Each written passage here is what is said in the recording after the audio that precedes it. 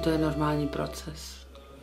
Já vždycky, když se někde motám nebo jedu autem a teďka začnou na mě řvát, ty bábo, kam se hrneš, nebo tohle, tak já říkám, podívej se, když se neoběsíš, tak taky budeš dědek nebo bába. Jmenuji se Jaroslava Kebzová, ale to mě bude 72 roku. Kájo, vem to tam do velkého. Já se jmenuji Karel Kebza, jsem vnuk babičky Jaroslavy Kebzové a letos mi bude 24 let. Dostali jsme nabídku zúčastnit se projektu Týden ve Starých Bačkorách. Vztah právě vnuka a seniora. Celé to vlastně zastřešovala organizace Help Age. Díky této kampani jsem se dozvěděl o životě seniorů v Keni. Největší rozdíly mezi seniory žijících v Evropě a v Keni bych viděl v chudobě a to, že musí asi stále pracovat i do vysokého věku.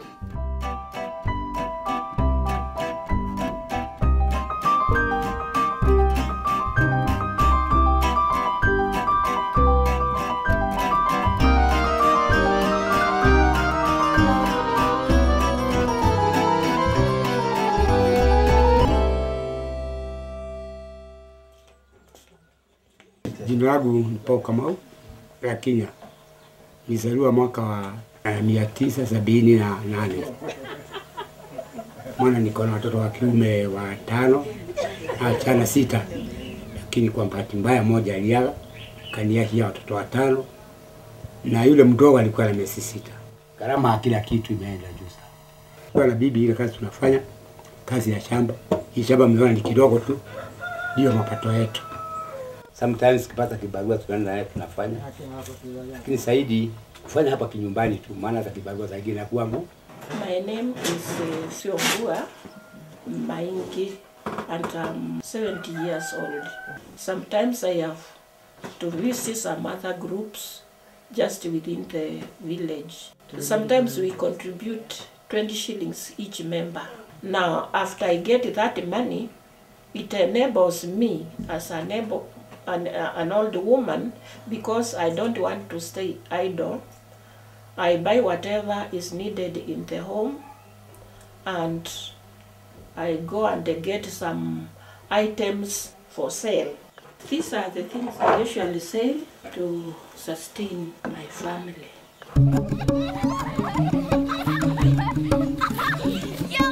Jmenuji se Bob Helekia Ogola, pocházím z Keni, je mi 47 let. Do České republiky jsem přijel v roce 88, zůstal jsem tady, protože jsem se zamiloval, oženil jsem se.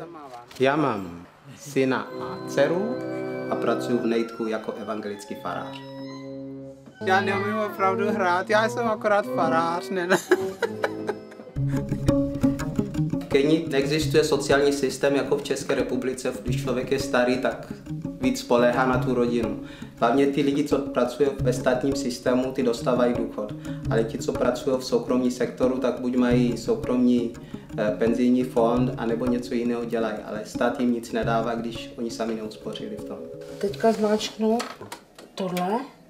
Já mám důchod těch 11 200, no zbytem vydám asi kolem 14 000.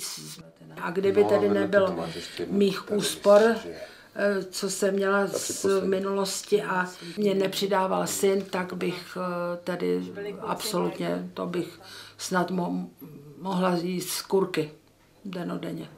Já si osobně myslím, že nálada ve společnosti k seniorům není příznivá. Stáří je všeobecně vnímáno jako něco negativního v životě.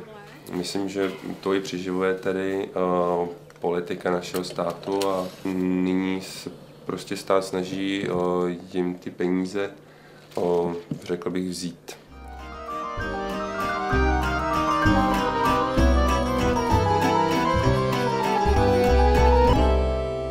Nimezapata heshima katika Kenya kama ni wagonjwa. Huyu mzee amekuwa mgonjwa. Akienda Kenyatta anaambiwa ni uzee. Hajulikani kama ni mtu ambaye ako na maana. Unapatiwa Panadol. Haya. Nakumbuka naenda Mwanaumwa Hata fikiri namna gani Saidi anamwambia kwenda nyumbani wewe sio mgonjwa, apatiwa panadol lakini.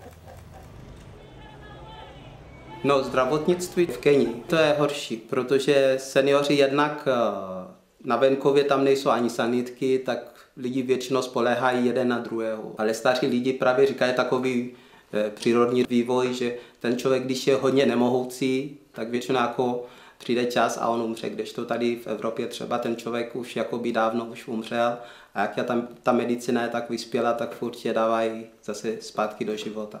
Kdežto tam jako nemůžeš, jako se stane jedno třeba, že máš infarkt a je ti 80 a lidi jako s tebou akorát se loučí, většinou jdou za farářem, za knězem a nebudou tě tahat do nemocnice. Ale zase vždycky končí, že ten člověk vždycky umírá jakoby milovaný a neopuštěný.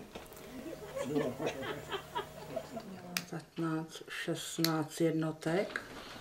No, teďka tady vydávám hodně na léky. Já jsem diabetička, 4krát denně píchám inzulín, jsem po 2 infarktech, astmatička, jenže já si to nepřipouštím. Jinak jsem ještě dost soběstačná, baví mě život, baví mě někam chodit, jít do divadla, mít ráda lidi, mladý i starý. Já si myslím, stáří, no, není to lehký, ale podle toho taky, jak to stáří si prostě k sobě připustíte.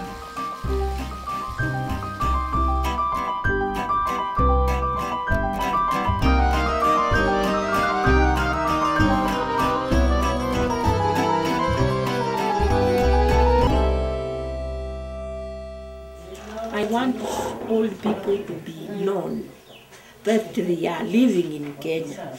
So that's why we attended such kind of an occasion.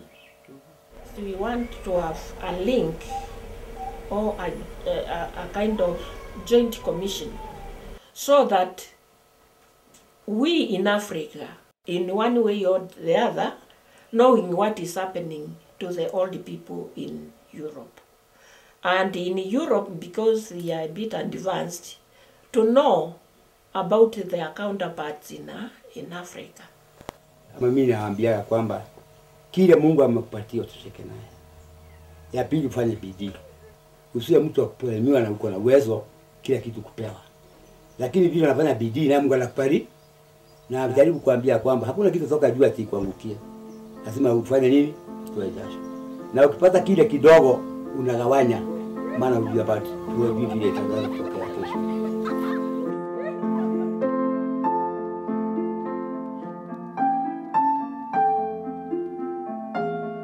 Dneska v Keni už začíná generace, kde seniori už nejsou ty negramotní, ale jsou gramotní seniori. To už nejsou jako takový, co neumějí číst, neumějí psát.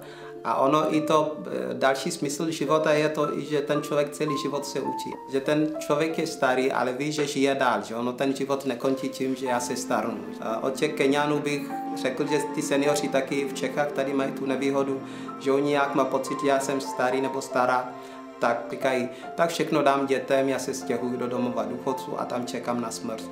Že ono nikdy není čas, kdy člověk řekne, že teď čekám na smrt. Člověk má žít ten život do posledního dechu.